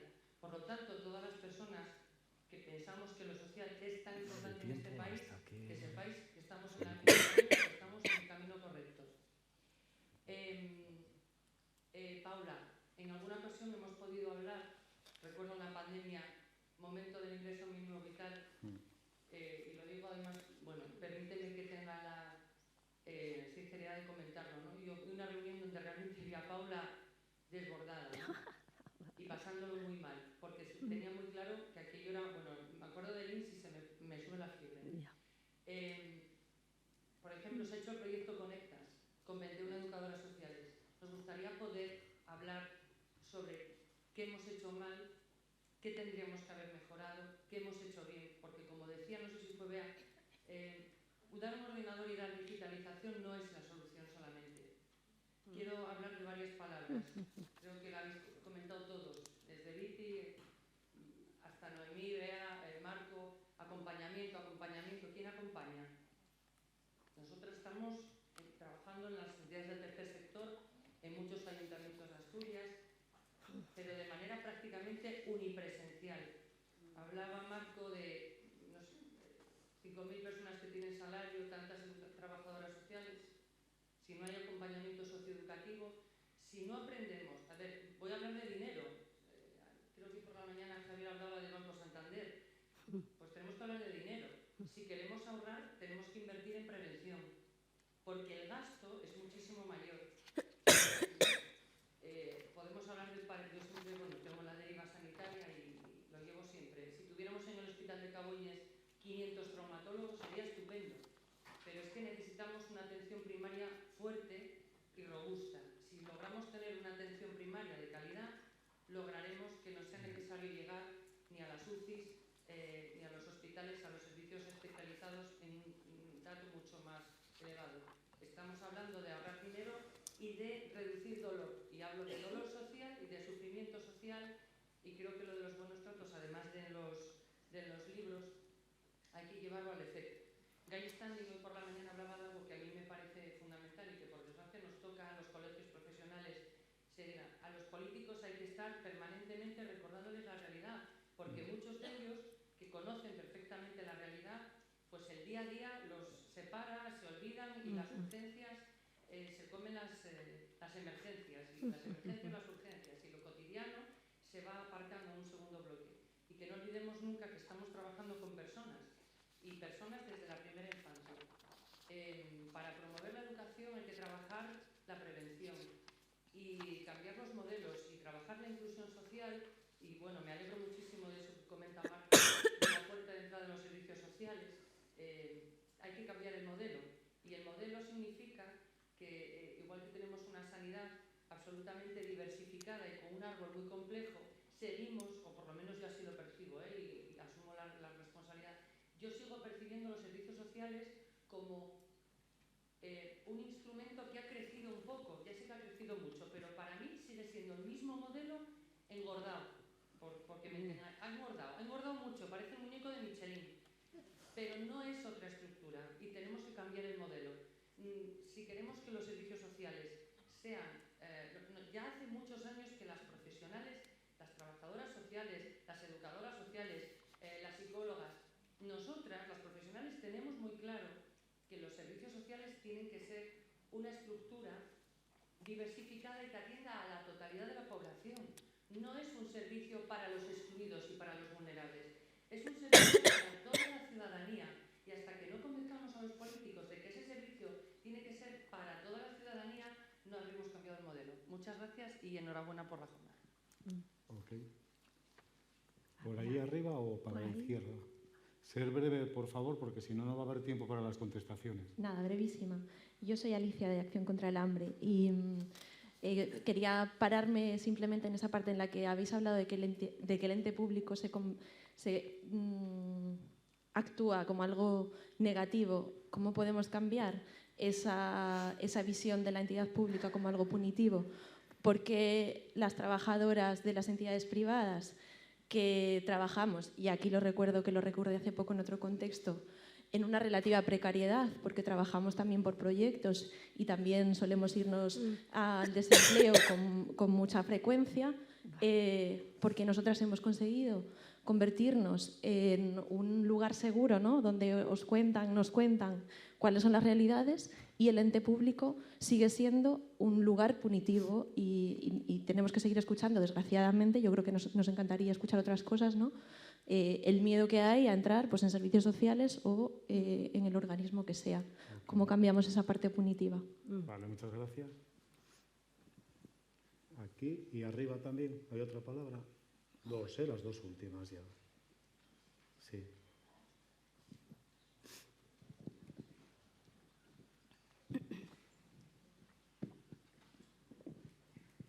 Hola, sí, me gustaría preguntar a Marco, puesto que ha defendido la necesidad, y una necesidad que comparto, de una gestión de los servicios públicos eficaz, en la que queden claramente delimitadas las competencias de unos y otros, si considera que eso es compatible con un servicio público, entendido en palabras mayúsculas, con un servicio a los ciudadanos que no se vean sometidos a un peregrinaje administrativo, en el cual además, pues bueno, con todo el tema de las relaciones telemáticas de la administración pública, se hace mucho más complejo y favorece o fomenta mucho menos la dignidad de las personas.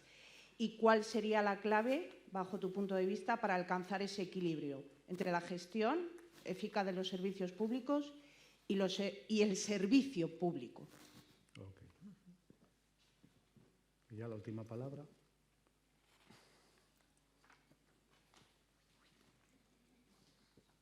Bueno, buenos días.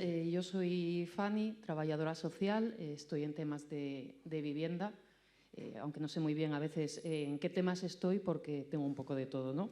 Y lo que no tengo, sobre todo, son recursos. Esos sí que no los tengo. Puedo escuchar, puedo informar, pero pocas soluciones o pocos apoyos puedo hacer, entre otras cosas por el exceso de burocracia que tengo y la falta de recursos tangibles y que realmente sean adecuados a la gente.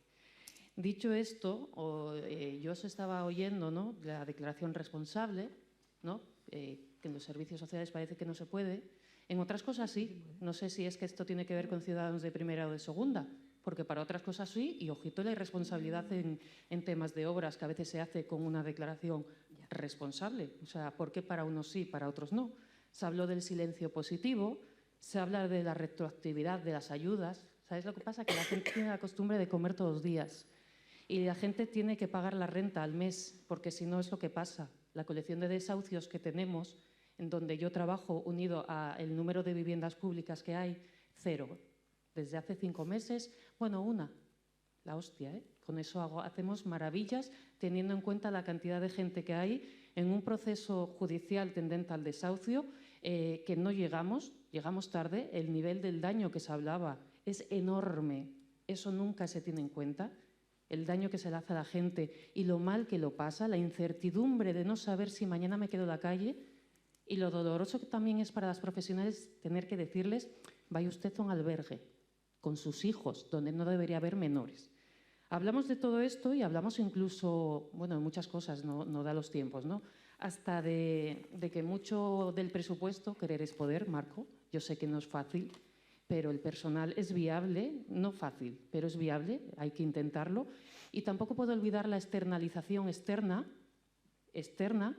que se hace en exceso desde los servicios sociales, como si esto fuera servicios sociales, sociedad anónima, no sé si es un negocio o qué, donde casualmente muchas personas, no voy a decir todas porque no conozco a todas, pero sí hay varias que conozco y no todas son, hay una precariedad laboral importante promovida por la administración pública. Promovida por la administración pública por no hacer sus tareas, porque hay cuestiones que sí se pueden, complementar con el tercer sector porque son fundamentales, pero hay cuestiones que son responsabilidad 100% de la administración pública. Y lo que no vale es coger, no puedo, y entonces externalizo y venga, que me sale más barato. Me sale más barato. Vale, Fanny. Y con todo esto... Tenemos que acabar porque sí, si no limitamos la siguiente fase. Acabo ya. Con todo esto, después de haberos oído a todos, tengo claro una cosa. Esto es un laberinto. Entonces, renta básica y universal. Y nos dejamos de más vueltas, de parches, de asistencialismo y no dar soluciones. Con lo cual, ¿para cuándo vamos a tratar a todas las personas con dignidad, con derechos y garantizar esos derechos? Muchas gracias, Fanny. Entonces, brevemente, lo siento porque es muy denso, ¿no? En la parte además que hay preguntas más dirigidas, pero es que si no recortamos ya mucho tiempo a la siguiente fase, que es la exposición de iniciativas. No sé. Vale, sí, empezamos por ti, Pablo, brevemente, sí, un minuto. Bueno, yo creo que todas las intervenciones reflejan de lo que estamos hablando, ¿no? Yo creo que el caso de Adela es cómo puede llegar a influir en la vida, ¿no?, de las personas algo como es una solicitud de una prestación, de una pensión, cómo puede ser determinante y causar efectos no deseados. Porque yo creo que estamos hablando todos aquí de lo que es una buena noticia, estar en un Estado, ¿no?, estar en Europa con un sistema, ¿no?, de protección social envidiable en términos comparativos con el resto, pero sin embargo es la gestión una vez más la que empaña o el diseño. Y lo que está detrás es que la propia, porque es el yin y el yang, ¿no?, es la propia dinámica y la configuración de las rentas mínimas como derecho subjetivo. Ojo, no olvidemos, es decir, estaba oyendo asistencialismo, no es todo lo contrario. Lo que sucede es que la cara B de los derechos es la burocracia, es decir, eso que a nadie se le olvide. Es decir, cuando se establece un derecho hay que acreditar que se cumplen los requisitos. De una manera u otra y se podrá modular, pero es decir, todo lo que conlleva reconocer derechos de carácter masivo, 45.000 personas en situación de dependencia de 1.000, hace que haya que hacer un esfuerzo en compatibilizar la gestión administrativa y agilizarla con las medidas de acompañamiento y de cercanía. Comentaba el tema del Conectas. Pues evidentemente lo que tenemos claro, fíjate, de ese proyecto dos enseñanzas. Uno, que hay que continuar haciéndolo, es decir, que no nace y muere en la orilla de los MRR, ¿no?, pero luego también que hay un gran vacío en el acompañamiento en las gestiones de las prestaciones, no en el acompañamiento de la intervención social más amplio, ¿no?, sino en que, y ahí probablemente no es una opción de legislatura a corto plazo, con lo cual se va a implementar mucho. Yo creo que es muy, muy, muy importante compaginar ambas, ¿no? Respecto a si una administración tiene derecho a fastidiarle la vida a otra, ¿no?, por tal. Bueno, sí y no. El sistema de competencias que tenemos es el que es y lo que obliga tiene su parte positiva y su parte negativa. Lo que obliga es a coordinarnos en todos los niveles. El problema, ¿cuál fue? Que no hubo esa coordinación entre la Administración General del Estado y las comunidades autónomas, probablemente por la precipitación de la entrada en vigor del ingreso mínimo vital y porque luego, ya puestos en faena, como señalaba antes, la emergencia y la urgencia hace que en los servicios sociales, ¿no?, haya que estar apagando fuegos, en este caso el de la tramitación de las solicitudes, y no construyendo, ¿no? Yo creo que deberíamos desdoblarnos y unos estar analizando y reconstruyendo continuamente el sistema y, por otro lado, otros gestionando y atendiendo a lo inmediato, ¿no? Y esa es la solución. Lamentablemente, es verdad lo que dice Marco, que hay cosas que no se pueden entender. Yo también querría decir, porque veo a veces, ¿no?, el tono, ¿no?, de todo el mundo tiende a personalizar y todo esto, pero es que desde dentro de la consejería nosotros vivimos nuestro propio calvario, quiero decir. Es verdad que el de dar la cara con las personas es evidentemente es diferente, pero nosotros damos la cara con los que dais la cara con las personas, dentro de la propia administración. Hay que decir que a la precariedad, ¿no?, que hablaban de la contratación por las propias entidades, yo creo que ahí la clave está en dotar de estabilidad la financiación, es decir, que no sea año a año, y en eso estamos trabajando. Con los ayuntamientos lo tenemos claro, a ver si a 4 años puede permitiros, ¿no? Para un ejemplo, el año pasado se sitúan en el presupuesto 1,8 millones y acabo, pero no sé si lo dije a todos, ¿no? No, dije lo de bueno, y no se pudieron gastar. Dijeron los 3 ayuntamientos grandes, es que me da igual que me lo sitúes, que como no me lo hagas plurianual, no tal. Bueno, pues va a ser plurianual, con lo cual es una buena noticia, ¿no? Y no sé si se bueno, me escapa algo, pero bueno, es difícil. También la plurianualidad para las entidades sociales. Efectivamente, sí, para ambos. Esa es la petición, sí. Marco. Vale, yo sé que vamos tarde, entonces me vais a disculpar que trate de ser como breve, y al ser breve puedo ser más impreciso en las respuestas, ¿no? Pero por lo que puede ser un poco más dirigida hacia el ayuntamiento, hacia mí, Flor, respecto a las educadoras sociales, tienes razón. O sea, es decir, que a mí fue una cuestión que me llamó muchísimo la atención. Ahora mismo tenemos, yo creo que 8 educadoras sociales, pero con estas figuras que vienen de atrás, de cuando no existía la figura de educador social, y entonces... Bueno, tenemos 8 personas que están trabajando en la fundación con el perfil yo creo que es un C1, C2, no lo sé, de esa cuestión, quiero decir. Y nosotros hemos planteado ya la creación de las plazas de RPT de A2 de educación social, y es así. O sea, quiero decir que la idea nuestra es que todas las personas que contratemos sean ya dentro de ese perfil, incluso reconvertir las plazas que ya existen, ¿no? Y así todo me parece muy poco, me parece totalmente... O sea, que cada UTS, cada centro de servicios sociales no tenga al menos una educadora social, me parece que es lo mínimo que tenemos que plantearnos y lo que tenemos en la planificación, Alicia, lo de las entidades privadas que son el espacio de confianza y lo público lo punitivo, bueno, yo ahí voy avanzando un poco mi tesis de que como mensaje general, bien, ¿no? Pero quiero decir que a veces el relato no se corresponde con la realidad del todo. Es decir, no es cierto que todo el mundo hable fenomenal de sus profesionales en las entidades privadas o sociales y que sois fenomenales, ni es cierto que todas las educadoras y trabajadoras sociales y psicólogas de los servicios públicos son unas brujas que te castigan, ¿no? O sea, no es así. Sí es cierto que hay un relato, general de los servicios sociales, que algo tenemos que ir cambiando entre todo el mundo respecto a robaniños y... no, quiero decir que es una cosa de servicios sociales, los que quitan niños y los que dan dinero a los que no tienen dinero, ¿no? Quiero decir que, como un simplificado. Y a veces que yo echo de menos una visión o un discurso mucho más constructivo, ¿no?